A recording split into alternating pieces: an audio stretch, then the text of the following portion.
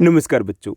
आज हम पढ़ने और समझने वाले हैं क्लास 10th हिंदी की हमारी वर्कशीट नंबर 79 यानी कि कार्यपत्रक संख्या 79 को। यह आपकी 28 जनवरी 2022 की वर्कशीट रहेगी और आज की वर्कशीट है उसमें हम हिंदी व्याकरण की बात करेंगे। हालांकि आज की ये वर्कशीट है आपके लिए इतनी ज़्यादा इंपॉर्टेंट नहीं रहने वाली है। इसका कारण ये है कि इसमें जो विषय दिया गया है, जो टॉपिक दिया गया आज की वर्कशीट में, वो है वाच्य। और वाच्य हमारे फर्स्ट टर्म के सिलेबस का पार्ट था। यानी फर्स्ट टर्म है, हमारे एग्जाम हो चुके हैं, रिजल्ट का हम वेट करें। सेकंड टर्म है, उसका भी 50% सिलेबस हो चुका है। तो यहाँ पर ये वर्कशीट क्यों दी गई? तो ये बाय मिस्टेक हमें कुछ वर्कशीट मिली है। जैसे कि हम वर्कशीट नंबर 77 की बात करें तो वो वर्कशीट भी कुछ ऐसा ही था। उसमें जो टॉपिक दिया गया था वो भी हमारा फर्स्ट टर्म का था। तो यहाँ पर भी फर्स्ट टर्म का टॉपिक दिया गया है। तो अब हमें क्या करना है, हमें अपना एनर्जी सेविंग मोड ऑन कर लेना है। हम ज़्यादा डीपली इस टॉपिक को डिस्कस नहीं करेंगे बल्कि इसके सॉल्यूशन के ऊपर फोकस करेंगे। तो चलिए शुरुआत करते हैं आज की इस वर्कशीट की। तो यहाँ पर जैसे दिया गया फर्स्ट टर्म में बताया गया कि फर्स्ट टर्म में हमें क्या मिला था, 20 क्वेश्चन 20% दिए गए थे जो व्याकरण से संबंधित थे। कितने पर्सन हमें करने थे? हमें 16 पर्सन करने थे। और सभी के सभी जो क्वेश्चन थे वो हमारे MCQs थे, बहुविकल्पीय प्रश्न हमें दिए गए थे।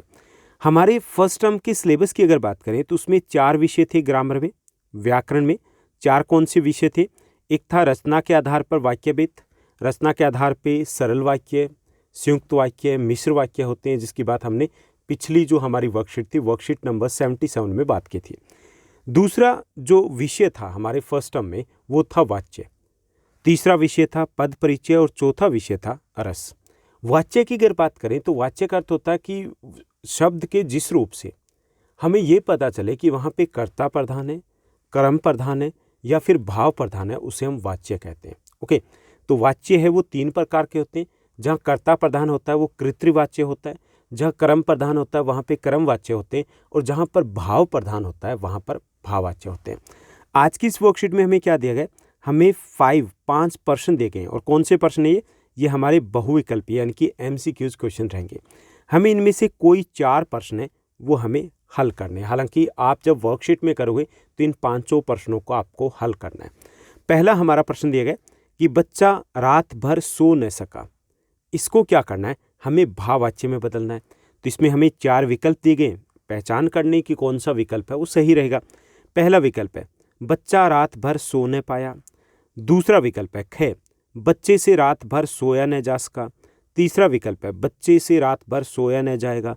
चौथा विकल्प है बच्चा रात भर सोता रहा। तो इसमें सही जो हमारा विकल्प रहेगा वो ख रहेगा। यहाँ पर कि बच्चा रात भर सो न सका, इसका भाववाच्य रूप होगा कि बच्चे से रात भर सोया न जा सका। ओके, ये पहला हो गया हमारा। दूसरा प्रश्न देखिए, दूसरा प्रश्न है कि उसके द्वारा खाना खाया जाता है। उसके द्वारा खाना खाया जाता है, उसे किस में बदलना है? कृतवाच्य में बदलना है, यानी कि जहाँ पे कर्ता प्रधान होना चाहिए। ओके, तो यहाँ पहला विकल्प दिया गया वह खाना खाती है। दूसरा उसने खाना खाया जाता, उससे खाना खाया जाता है। तीसरा उसने खाना खाया, और चौथा विकल्प है वह खाना खा चुका है। तो सही जो आपका विकल्प रहेगा यहाँ पर वो रहेगा क, वह खाना खाती है। तो ये कृतवाच्य, क्योंकि यहाँ पर कर्ता प्रधान है। ओके, पहले का ख सही विकल्प था, दूसरे का क सही विकल्प रहेगा। तीसरा प्रश्न देखिए, इनमें से क्रमवाच्य वाले वाक्य के सही विकल्प को चुनना है। यानी कि क्रमवाच्य वाला वाक्य चुनना है कि जहाँ पे क्रमवाच्य का प्रयोग किया गया। ओके, यानी कि जहाँ पे क्रमवाच्य। पहला समिता मधुर गाती है। यहाँ क्या है? समिता मधुर गाती है। तो यहाँ पे समिता जो है वो करता है, तो ये तो कृतवाच्य हो गया। दूसरा देखिए, सीमा के द्वारा बच्चों को कहानी सुनाई जाती है। तो ये क्रमवाच्य वाला वाक्य है। पक्षियों से उड़ा जाता है, तो यहाँ पे भाववाच्य का भाव प्रधान है यहाँ पर।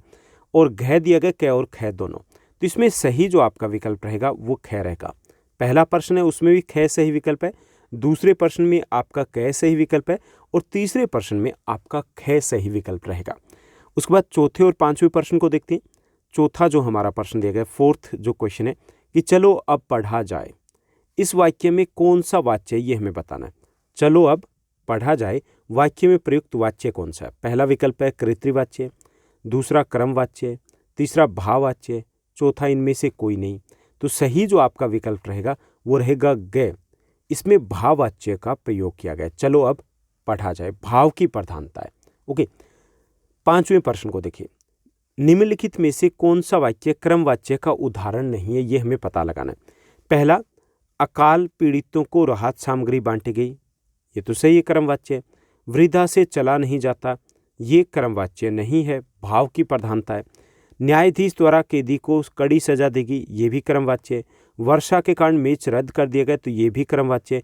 तो इसमें सही जो विकल्प रहेगा आपका वो ख रहेगा।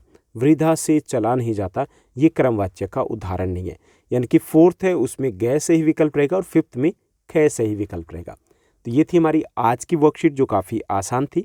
उम्मीद करता हूँ सब कुछ आपको अच्छे से समझ में आया होगा। अगर आपको ये वीडियो ये वर्कशीट अच्छी लगी तो इस वर्कशीट को लाइक और शेयर ज़रूर कीजिएगा। आज के लिए बस इतना ही। Thank you, bye bye, have a nice day.